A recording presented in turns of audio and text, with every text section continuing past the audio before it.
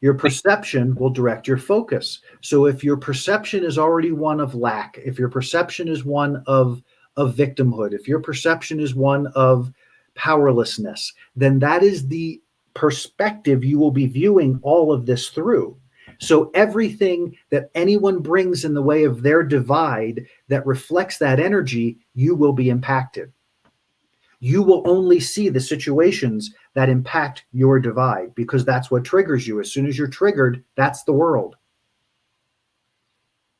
That's the whole problem with anxiety and PTSD and depression is you get into trigger and you're stuck because you're stuck in the trigger. The trigger is your reaction to the divide that you are experiencing inside yourself.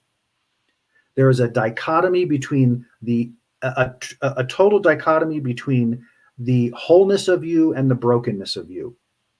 And you've not resolved that yet. That's the divide.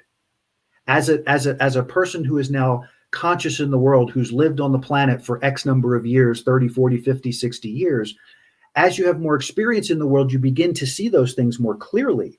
You begin to see those things in ways that you would not have seen before. So you begin to experience a sense of wholeness in self. But if your divide is stronger, then every time you show up, you're showing up offering your divide, not offering your wholeness. And that's the perspective you view the world from. That's where the collision comes. You are colliding with your perception of yourself right here, right now, in real time.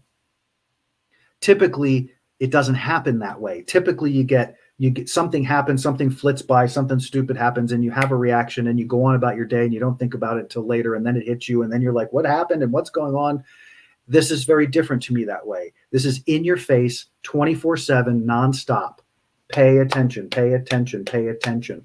And all of the noise about what's true and what's not true is the ego. It is the reflection of the ego.